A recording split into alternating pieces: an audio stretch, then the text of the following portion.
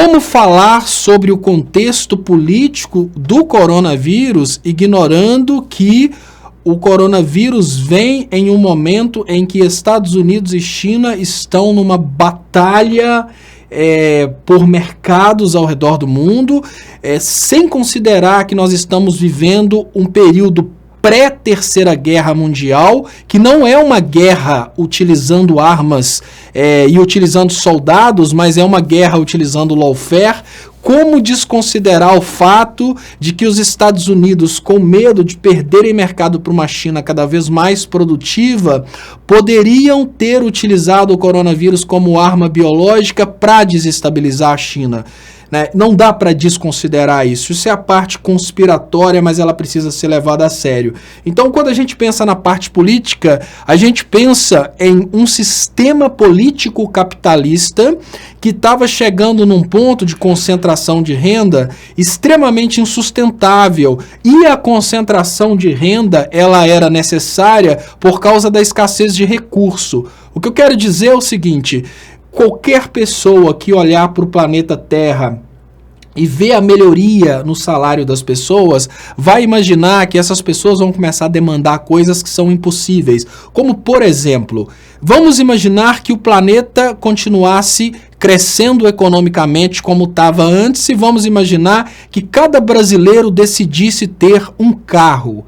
Se cada brasileiro decidisse ter um carro, o planeta Terra não teria material suficiente para produzir um carro para cada brasileiro. Nós estamos falando de 207 milhões de pessoas. Nós não teríamos recursos minerais para construir um carro para cada uma dessas pessoas. O que significa que uma tendência natural do sistema capitalista de acumulação de renda seria, de uma forma ou de outra, diminuir a renda das pessoas. Então, esse fenômeno que aconteceu em 2013, ele era inevitável. Porque a disputa pelo conforto, ela é uma disputa pelos bens disponíveis no planeta Terra. Nós não temos material suficiente para gerar conforto em todo o planeta no mesmo nível que a gente gera conforto, por exemplo, nos Estados Unidos e na Inglaterra. Alguém precisa sofrer para que outras pessoas tenham conforto.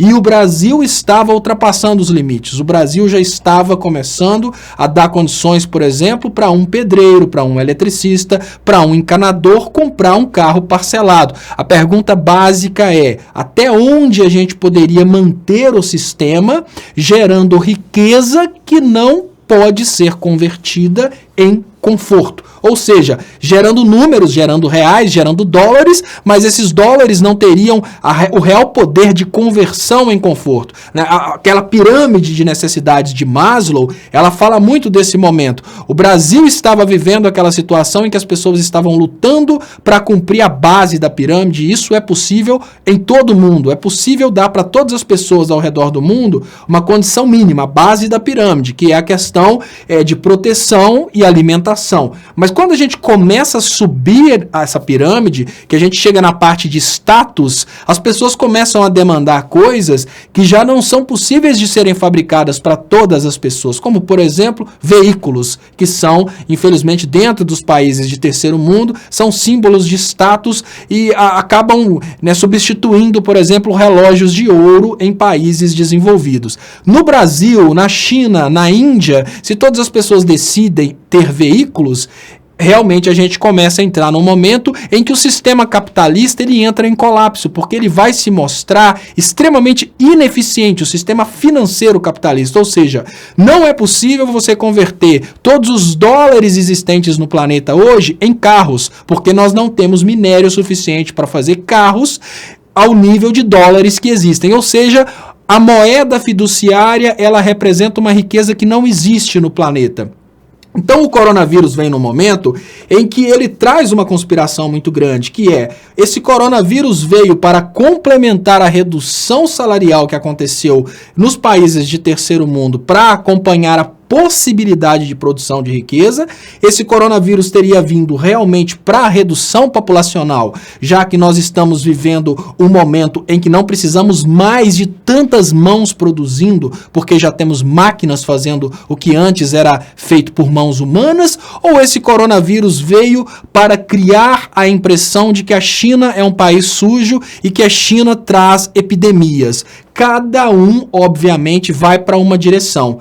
Eu não sou um jornalista que pretendo um cargo na Rede Globo, né? Eu nunca enviei um currículo para a Rede Globo. Como eu sou um jornalista livre, que não pretendo cargo em emissora de televisão, não estou com currículos lá, eu falo o que vem na telha. A minha versão para o coronavírus é que ela foi uma doença desenvolvida em laboratório para causar esse caos que a gente está vivendo hoje, uma certa redução populacional, né? Um certo confinamento das pessoas dentro de casa, porque isso diminui, dá um choque muito grande na produção de energia, dá um choque muito grande nas produções e faz as pessoas voltarem àquilo que é possível. As pessoas que já estavam ultrapassando os limites, querendo comprar um terceiro carro, elas voltam a pensar agora, na realidade, em comprar pacotes de arroz, sem contar um ataque contra a China que estava prestes a ultrapassar os Estados Unidos em termos econômicos, já ultrapassou inclusive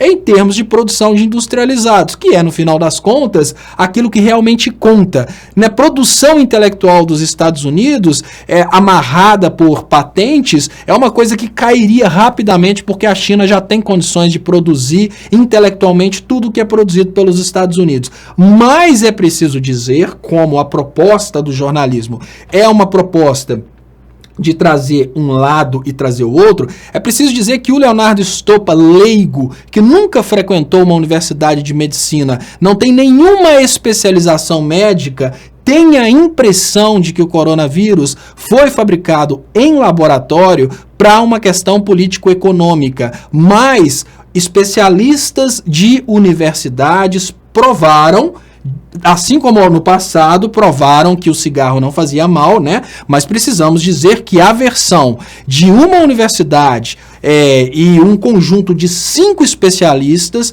é que o coronavírus é uma mutação natural e que aconteceu espontaneamente, que não tem nada a ver com uma produção de laboratório. Então, qual que é a versão da medicina? A versão da medicina é que o coronavírus, da medicina, da biomedicina, obviamente, da junta intelectual que realmente estuda o assunto, dos especialistas, o coronavírus, ele veio de uma mutação genética que aconteceu espontaneamente e a partir daí ele está causando toda essa confusão. Qual que é a impressão de uma pessoa que não estudou medicina nem biomedicina, mas estuda muito teorias de conspirações que se tornam reais e estuda muito política, economia e interesses geopolíticos? É que essa doença foi fabricada em laboratório, ela tem uma finalidade política e a finalidade política é realinhar as órbitas dos planetas. Nós temos dólares demais